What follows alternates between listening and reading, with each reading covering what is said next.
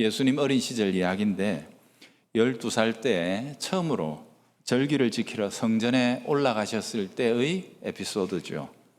다른 복음서들은 이 이야기를 전혀 하지 않는데 누가만 이 말씀을 하고 있거든요. 왜 그랬을까?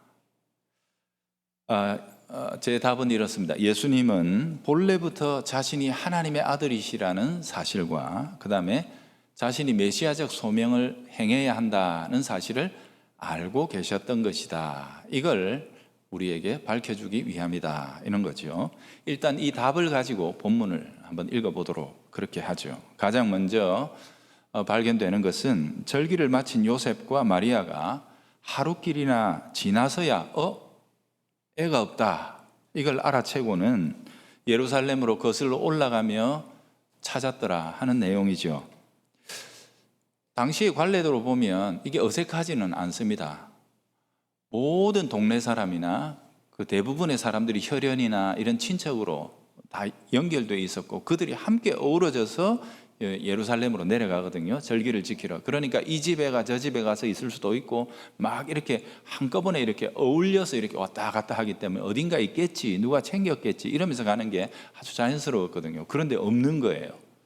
그러다 보니까 깜짝 놀라가지고 예루살렘 처음 내려간 길인데 애가 길을 잃어서는 이 일을 어떻게 하나 하면서 굉장히 걱정이 돼서 이제 찾으며 거꾸로 내려갔던 거죠.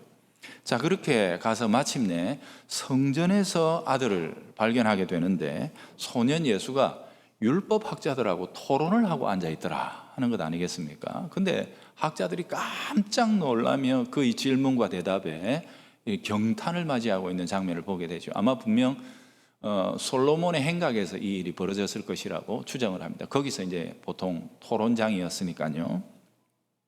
대단히 이례적이고 낯선 일이 아니겠습니까? 자, 이 장면을 통해서 누가가 우리에게 들려주고자 하는 내용은 뭘까요? 역시 델성 부른 나무는 떡잎부터 알아본다. 그랬더니 예수님은 어릴 때부터 특별했어. 뭐 이런 걸까요? 네, 그거 아닙니다. 제가 보기에는 그게 아니고요. 마르다와 소년 예수 사이에 주고받는 대화가 얼마나 부자연스러운지를 먼저 보라 하는 겁니다. 서로 간의 핀트가 전혀 안 맞고 있다는 사실을 주목하는 거죠. 그리고 그 속에서 우리에게 두 가지의 사실을 발견하라라고 요청합니다. 첫 번째 내용은 뭐냐 하면은 예수님의 성육신이 완전한 성육신이었다라는 사실이죠. 예수님께서 단지 이 땅에 오셔서 인간 흉내를 내면서 뭔가를 하나님의 뜻을 기다리신 게 아니고 완전히 종의 형체를 가져 우리와 같아지셨다는 사실을 여기에 보여주는 겁니다. 특별히 12살이 될 때까지 예수님이 어떻게 자라셨는지를 이 장면 속에서 충분히 유추할 수 있다 하는 겁니다. 여러분, 여기 마리아의 태도와 말투를 한번 보십시오. 얼마나 자연스럽게 자신의 아들로서 예수님을 대하고 있는지를 보라는 겁니다. 탄생 시에 그분의 그 신비로움과 경이로운 존재에 대해서, 존재감에 대해서 천사를 통해 직접 계시를 받았던 부모 아닙니까? 근데 그 마리아와 요셉마저도 이 모든 사실을 깡그리 잊어버릴 만큼 예수님은 평범한 또래의 아이들처럼 그저 그렇게 자라셨다는 사실을 알 수 있는 거예요. 그러니 부모가 여느 아이들처럼 똑같이 그렇게 대하고 있는 거죠. 마리아가 예수님 책망하는 장면을 사실 오늘날 우리식의 버전으로 이렇게 딱 만들어 놓고 보면 너무도 자연스럽습니다. 아마 우리 어머니 같으면 저한테 등짝 스매싱을 한 2대 정도로 날렸을 겁니다. 어디 갔었어? 그렇게 하면서 뭐 하는 거야? 하면서 엄마 아빠가 얼마나 걱정했는 줄 알아? 막 그렇게 했을 텐데 어쨌든 예수님에게도 마리아가 대하는 태도가 이제 좀 더 고상했겠지만 어쨌든 그렇게 자연스럽다라는 거죠. 이런 측면은 그 마리아와 요셉만 그런 게 아니고요. 나중에 후일에 훨씬 뒤에 예수님께서 공생애를 이미 시작하시고 예루살렘과 그 다음에 요단강가를 왔다 갔다 하시며 랍비로서 크게 명성을 쌓으셨어요.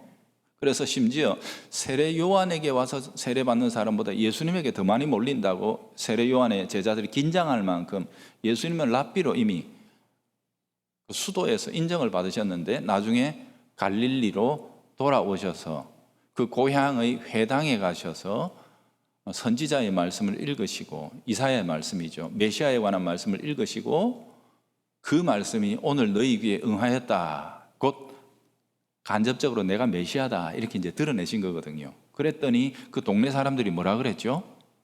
저기 지금 뭐라 하노? 저 지금 요셉의 아들 아이가? 요셉의 아들 예수 아이가? 우리가 지가 나고 자란 것을 뻔히 아는데 뭐라? 지가 메시아라고? 이렇게 하면서 불경스럽다고 예수님을 끌고 가서 그 절벽에서 떨어뜨리려고 그랬죠. 벼랑 낭떠러지에서, 그죠? 그만큼 그 동네 사람들이 보기에 예수님의 자람과 예수님의 행함이라는 것이 그들이 경험했던 바에 의하면 특별할 게 전혀 없었다는 사실을 우리가 짐작할 수 있죠. 이뿐만이 아닙니다. 예수님이 이미 갈릴리에서 많은 능력과 사역들을 베푸신 이후에도 그러다 보니까 자신들의 어떤 세력과 기득권의 위협이 된다고 해서 그 예루살렘에서 바리새인과 서기관들의 어떤 특별 부대를 보내가 예수님 감시하고 예수님 책 잡고 막 이랬죠, 그죠? 그래서 긴장감이 막 고조되니까 가족들이 견디지 못해서 예수님 말리러 찾아오지 않습니까? 즉 예수님이 벌이고 계신 이 메시아적 사역이 예수님에게 어울리지 않는다고 가족들마저 생각했을 만큼 예수님의 성장과 그 모든 자라왔던 세월들은 우리가 생각하는 것과는 전혀 다르게 아주 평범했다는 사실을 우리가 이런 장면을 통해서 볼 수 있죠. 근데 우리는 이런 일들에 대해서 대체로 소설을 읽기를 좋아하죠. 성경은 이렇게 우리에게 분명히 암시해주고 있는데 자꾸 예수님은 어릴 때부터 남달랐을 것이다. 물론 죄가 없으시니까 그런 면도 있겠지만 특별해가지고 어릴 때부터 희한한 기적들도 막 이렇게 행하고, 그래서 물이 포도주가 될 때 마리아가 예수님에게 모든 것을 맡기고 기다렸을 것이다, 이런 식의 자꾸 상상을 더하게 되는 거죠. 그러나 성경은 분명히 이야기합니다.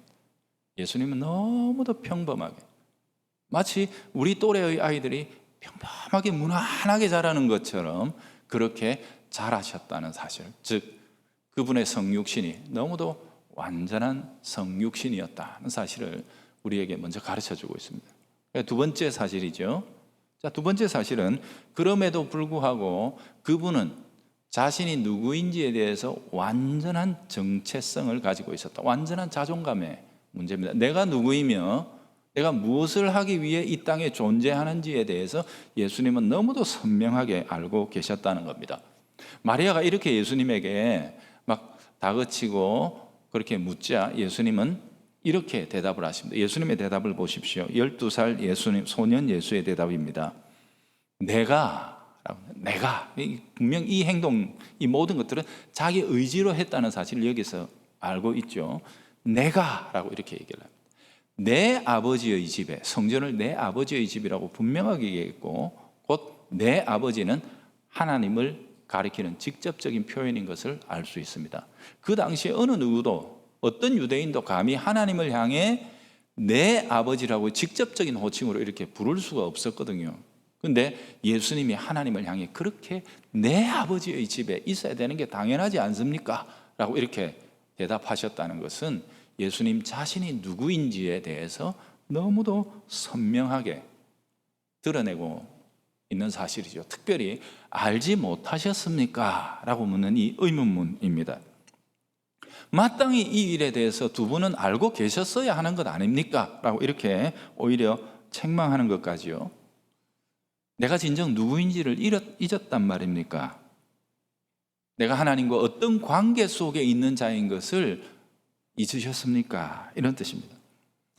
마리아가 예수님을 잉태하기 전에 천사 가브리엘이 와서 그에게 들려주었던 계시의 말씀을 우리는 기억하고 있죠. 누가복음 1장 31절 이하인데요, 읽어보면 이렇습니다. 보라, 네가 잉태하여 아들을 낳으리니 그 이름을 예수라 하라. 그가 큰 자가 되고 지극히 높으신 이의 아들이라 일컬어질 것이요, 주 하나님께서 그 조상 다윗의 왕위를 그에게 주시리니 영원히 야곱의 집을 왕으로 다스리실 것이며 그 나라가 무궁하리라. 마리아가 천사에게 말하되 나는 남자를 알지 못하니 어찌 이 일이 있으리이까? 천사가 대답하여 이르되 성령이 내게 임하시고 지극히 높으신 이의 능력이 너를 덮으시리니 이러므로 나실 바 거룩하신 이는 하나님의 아들이라 일컬어지리라. 예수님이 이렇게 일컬음 받는 것은 12살로부터 훨씬 더 뒤에, 그죠? 30세 공생애를 시작하시고 나서 수많은 기적들을 베푸시고 난 이후에 이 이야기를 듣기 시작하시는데 이미 12살 때부터 예수님은 자신이 어떤 존재인지에 대해서 명확하게 알고 계셨다는 사실을 누가는 우리에게 보여주는 겁니다. 이 부분을 조금 더 깊게 들여다보면 이런 거예요. 오늘 본문 49절에 나오고 있는 주님의 답변 중에 내가 내 아버지의 집에라고 할 때 내 아버지의 집이라는 이 집이라는 표현은 굉장히 어색하고 또 잘못된 한글 번역이라고 보여집니다. 더 정확한 표현은 관계된 일입니다. 집이 아니고 일입니다. 일. 그래서 정확하게 한번 번역해 본다면 이런 식으로 바꾸면 더 좋겠어요. 내가 내 아버지의 일에 매여 있다는 사실을 잊으셨습니까? 알고 계셨어야 하는 것 아닙니까? 이런 뜻이거든요. 이때의 내 아버지의 일은 뭡니까? 하나님이 메시아를 통해서 행하실 일이 뭐죠? 구원입니다. 구원. 즉 예수님께서는 이미 그 어린 나이 때로부터 자신이 하나님의 메시아로서 무슨 일을 행해야 할 것에 관해서 알고 계셨다라는 것입니다. 자, 여기서 제가 오늘은 더 펼치지 않겠습니다. 더 깊이 들어가면 많이 길어지기 때문에 오늘 제가 짚어드린 이 두 가지의 포인트에 대해서 여러분 한번 생각해 보십시오. 첫 번째는 이겁니다. 예수님은 가까운 자들조차, 아니 그 놀라우신 탄생의 신비와 계시를 받고 처녀의 몸으로 직접 잉태하여 그분을 낳았던 마리아조차도 깜빡 속고 잊어버릴 만큼 너무도 자연스러운 그 가족의 일원으로서, 그 집의 아들로, 장남으로서 평범하게 성장하셨다는 사실입니다. 참으로 놀라운 거죠. 그리고 두 번째로는 그 지극히 평범한 성장과 삶 속에 있으면서도 불구하고 그분의 영혼 속에는 자기 자신이 누구인지에 관한 분명한 정체성이 있었고, 그리고 이 땅에서 내가 무엇을 해야 한다는 삶의 소명에 관한 이해가 아주 뚜렷하게 세워져 있었다라는 사실이거든요. 여러분, 이 이후에도 분명하죠. 12살 때로부터 이미 18년이나 더 지나야 공생애가 시작이 됩니다.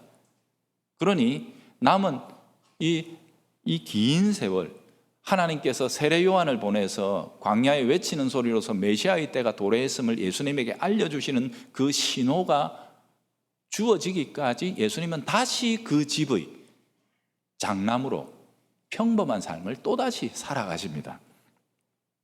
자신이 취하셨던 종의 형체, 곧 이 인간의 굴레를 기꺼이 다시 받아들이시고 아버지의 때까지 순종하셨다는 사실이에요. 하나님의 메시아로 부름받기 전까지 다시 창조주께서 피조물의 아들이요 그 가족으로 거하시면서 그 가정의 일에 함께 짐을 지시고 장남으로서의 역할을 행하셨다는 것입니다. 참 놀랍지 않습니까? 요셉과 마리아에게 주님이 순종하십니다. 자신이 누구인지를 아십니다. 창조주인지를 아십니다. 하나님의 메시아로 거룩한 하나님의 뜻을 성취할 분이라는 것을 자기 스스로가 알고 계십니다. 그럼에도 불구하고 아버지의 때까지 다시 그는 너무도 평범한 그 가정의 일상, 너무도 소시민적인 평범한 그 삶 속에서 부모를 공경하고 다시 받들어 순종하시고, 오늘 본문에도 나오지요. 그렇게 살아가셨더라 하는 겁니다. 놀랍지 않습니까, 여러분? 하나님이, 이것이 바로 성육신 하신 하나님, 성자 예수께서 순종하며 사시던 방법입니다. 누구에게? 하나님에게.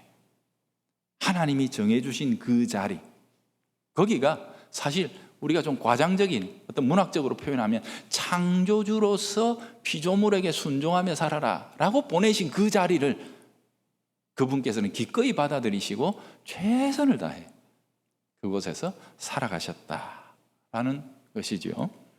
제가 이것을 보면서 두 가지를 적용합니다. 첫 번째입니다. 성자 하나님, 우리 예수님의 이 완벽한 성육신을 우리는 결코 잊어서는 안 됩니다. 바로 그분이, 하나님이 성육신하여 이 땅에 보내셨던 그 자리, 그 가정, 그 지극히 가난하고 평범했던 그 소시민적 가정에서 그가 행해야 했던 일, 그 일에 묵묵히 순응하시며 순종하고 살아가셨던 이 겸손을 배워야 한다는 겁니다.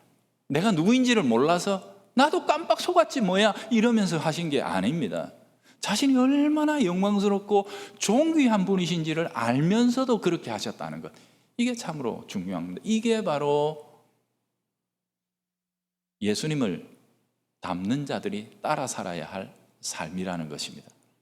특별히 예수님은 부활 승천하여 당신을 스스로 어떻게 계시하시지요? 나는 교회의 머리다, 교회는 내 몸이다 라고 말씀하셨다면, 이 교회 안에서만큼은 그분이 이렇게 겸손하게 이 땅을 살아가셨던 그 몸의 삶, 성육신하신 예수 그리스도의 순응과 그 다음에 그 겸손과 온유함이 교회의 원리가 되어야 합니다. 교회를 경영하고 세워나가는 원리가 되어야 하고, 또 교회인 우리가 살아가야 할 삶의 원리이기도 하다는 사실을 기억해야 할 것입니다. 하나님 나를 어디에 보내셨어요? 나는 왜 하필 이런 가정에 태어났나? 나는 왜 하필 이런 동네에서? 나는 왜 하필 이런 자리에서 이렇게 있는 것이야? No. 그게 아닙니다. 하나님이 나를 여기에 보내셨다는 사실, 내가 지금 있는 이 자리, 이 모양, 나라는 이 존재 자체를 순응하고 기뻐하고 그 속에서 하나님 맡기신 역할을 최선을 다해 기쁨으로 순종하는 것입니다. 이게 바로 하나님께 순종하는 것입니다. 만약 내가 지금 다니고 있는 직장을 하나님이 보내신 소명의 현장으로 생각한다면 직장에서도 그러셔야 합니다. 직장에서도 그러셔야 합니다. 여기에는 예수 믿는 사람이 없고, 이 직장에는 답답하고 권위적인 사람들, 계급주의적인 사람들, 우리의 신앙을 조금 더 알아주지 못하는 그런 사람들이 있어서 질식할 것처럼 고통스러운 현장이라 할지라도 예수님에게, 창조주에게 그 평범하고 지극히 낮은 가정이 어땠을지를 생각해 보라는 것입니다. 그분이 로마 황제로 이 땅에 태어나셨어도 아이고 천사들이 보기에는 저 초라한 자리로 이렇게 할 텐데, 주님은 오히려 갈릴리에 가장 낮고 천하고 가난한 그 가정에서의 삶을 순응하시고 기뻐하셨다는 사실을 우리는 기억해야 합니다. 그래서 우리를 두신 그 어떤 삶의 현장에 대해서도 우리는 순응하고 기뻐하면서, 다만 그곳에서 우리가 행해야 할 일들에 대하여 최선의 삶으로 응답해 드려야 합니다. 누구에게 순종하기 위해? 아버지께 순종하기 위해. 너는 거기에서 빛나라 라고 말씀하신 아버지께 순종하기 위해 그런 것입니다. 두 번째, 견고한 자존감의 문제입니다. 그래서 그분이 머무셨던 그 자리가 비록 초라하고 낮다 할지라도 그것이 그분의 영혼에 아무런 영향을 미치지 못했다는 사실을 기억하셔야 합니다.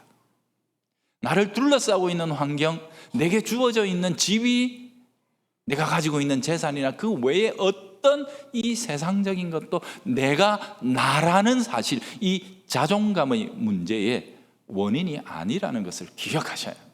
내가 누구인지는 오직 아버지만이 정하시는 겁니다. 내가 그분의 아들이라는 사실, 자신의 자존감의 원천, 뿌리를 아버지께 두는 자, 그가 건강한 자입니다. 가끔 보면 나는 항상 이겨야 돼, 그래야 만족하는 사람이 있어요. 항상 나는 어디 가도 대접받아야 돼, 그래야 뭔가 좀, 그러지 못하면 막 분노하고. 왜 그렇죠? 자존감이 약해서 그래요. 이겨야, 남들보다는 상대적으로 우위에 있어야만 내가 좀 안심하고, 이 자존감이 약해서 그래요. 항상 이기는 것 속에서, 가지는 것 속에서 내 자존감을 자꾸, 이게 사실은 우리 부모들 책임이 큽니다. 부모들 책임이 큽니다. 그러니 명절에 조카들 만나고 자녀들 만나고 그러면 자꾸 네 직장 어디고 이런 거 묻지 마십시오. 그거하고 아무 상관없습니다. 너 예수 잘 믿나? 너 아직도 예수 그리스도의 거룩한 은혜 가운데 너의 믿음의 뿌리를 견고하게 내리고 있느냐? 흔들리지 마라. 이런 격려의 말들을 자꾸 해주셔야지. 네 언제까지? 이런 식의. 그래가지고 취준생들의 한 70%가 이번 명절에 집에 안 간다 그러더라고요. 시달리는 겁니다. 어릴 때부터 1등 해야 돼, 너는 남들보다 앞서야 돼, 그게 너야 라고 자꾸 우리의 성적표에서 우리 자녀들을 자꾸 그런 걸로 압박을 주다 보니까 그들이 내가 누구인지를 자꾸 내가 받는 성적표나 내 순서나 순위나 이런 것들로 인식하게 되니까 그러면 자꾸 약해지는 겁니다. 약해져. 그러나 분명합니다. 우리의 자존감의 뿌리는 예수 그리스도입니다. 하나님입니다. 우리의 구원입니다. 여기에서 결단코 흔들려서는 안 됩니다. 예수님 보십시오. 그분의 자의식은 얼마나 선명하고 강건했는지 모릅니다. 그분에게 피조물의 세계는 얼마나 누추한 곳이었을까요? 그런데다 가난한 목수의 삶이었습니다. 사람들에게 받는 푸대접과 몰리해, 아무도 알아주지 않는 것, 더군다나 나아가서 비난과 모욕은 또 얼마나 많이 쏟아졌습니까? 그분은 가는 곳마다 의를 행하고 선을 행하고 덕을 쌓았지만 돌아오는 것은 그 세대의 기득권들로부터 엄청난 멸시와 박해와 모욕이었습니다. 그럼에도 불구하고 주님은 까딱 없었습니다. 복음서 곳곳에서 그분이 비난의 상황에 직면할 때, 자기를 거부하는 사람들을 만날 때, 반대하는 사람들에게 시달릴 때 이에 대응하시던 예수님의 의연함이 곳곳에 드러나고 있습니다. 주님의 음성을 이렇게 듣습니다. 요한복음 8장 29절, 나를 보내신 이가 나와 함께 하시도다. So what? 흔들리지 않는 거예요. 여전히 지금 이 순간에도 나를 보내신 분은 나와 함께 계시다. 그리고 나는 항상 그분이 기뻐하시는 일을 행하려 함으로, 이게 내 삶의 목적이죠.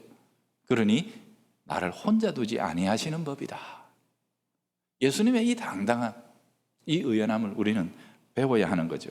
여러분, 옛날에 그 왕이 민생을 다 살펴야 되는데 그러지를 못하니까 나라 구석구석에 가가지고 내 대신 좀 살펴줘 하고 특별히 임명했던 관리들이 있습니다. 누구죠?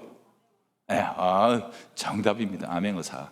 암행의사죠. 그런데 암행의사들의 외연은 어떻습니까? 돌아다닐 때 비밀리에 정확한 실상을 봐야 되기 때문에 항상 자기를 감추고 다녔죠. 그래서 어떻게 다녔습니까? 거지꼴로 다녔죠. 그죠? 그리고 노숙자처럼 이렇게 돌아다니면서 실제를 살폈단 말이에요. 그러나 그 암행의사의 그 속에는 불타는 영혼, 빛나는 영혼, 누구도 꺾을 수 없는 당당한 자존감이 있었습니다. 내가 누구냐는 거예요. 내가 임금님 대신해서 지금 살피러 다니는 자다 하는 거예요. 그렇지 않습니까? 임금님이 주신 이 마패 꺼내서 한번 흔들기만 하면 산천초목이 뜰, 이 당당한 자신감이 그들 속에 있었던 거지요. 춘향전에도 보면 장원급제해가지고 이몽룡이 돌아왔는데 거지꼴로 돌아왔잖아요. 그러니까 그 장모 월매가, 그죠? 얼마나 구박을 하고 난리 법석을 떱니까? 저기 그래도 와갖고 밥 내놓으라 한다 그러면서 막 욕을 하죠. 사실 원문에 보면 쌍욕을 하죠. 그런데 이몽룡이 어떻게 응답합니까? 허허 웃으면서 그 장모를 도리어 이렇게, 그죠? 막 편안하게 이렇게 대하면서 하죠. 그 자존감의 문제. 세상에 왕이 좀 마패 하나 지고 소명을 받아 나간 자도 이런데 우리는 뭐냐 말이에요, 여러분. 여러분은 누구입니까? 하나님의 자녀입니다. 흔들려서는 안 돼요. 우리의 자존감은 세상에 있지 않습니다. 세상 사람들이 명함 주고받고 자신의 지위를 나타내고 자기를 뽐내는 것, 여기에 동화되지도 말고 도취되지도 말고 쫄지도 마십시오. 약해지지 마십시오. 그런 암시들을 어릴 때부터 잔뜩 받고 자라서 자꾸 나 자신을 무슨 직장이나 사회나 어떤 이런 것에 뭐 그런 것들로 재려고 하는 이 세상에 대해서 당당하게 우리 속에 빛나는 영혼으로 응답하십시오. 우리 속에 가득 담겨있는 하나님의 거룩한 소명으로 응답해 줄 수 있어야 합니다. 세속적 관점에서 보자면 우리 기독교는 뭡니까? 결국 나무에 달려 죽은 목수의 뒤를 따르는 사람들 아닙니까? 우리의 교주가 그렇게 이 땅의 삶을 사셨는데 뭘 우리가 이 땅에서 그 큰 영화를 볼 거라고. 우리의 영광은 하늘에 있는데 그분이 얻으실 보좌 우편의 영광, 그게 우리 건데 우리가 그걸 가진 자들인데 뭘 그렇게 이 세상 앞에서 세상이 줄다리기 하는 것 가지고 우리가 같이 휘말린단 말입니까? 예수님은 십자가 위에서도 가장 수치스럽고 고통스러운 현장에서도 자신이 하나님의 아들이라는 그 자존감을 놓치지 않으셨습니다. 아빠라고 부르셨습니다. 아빠, 내 영혼을 아빠께 부탁합니다. 그게 주님의 마지막 말씀이 아니셨습니까? 그 위대한 자존감이 우리의 것이 되어야 합니다. 우리도 하나님의 자녀로 살아야 합니다. 당신의 직업이 무엇이든, 월급이 얼마이든, 무슨 차를 타고 있든, 몇 평 집에 살고 있든, 그것은 당신을 나타내는 것이 아닙니다. 진정 우리가 누구인지를 나타내는 것, 궁극적으로 우리가 누구인지를 나타내는 것은 우리가 하나님의 자녀라는 것입니다.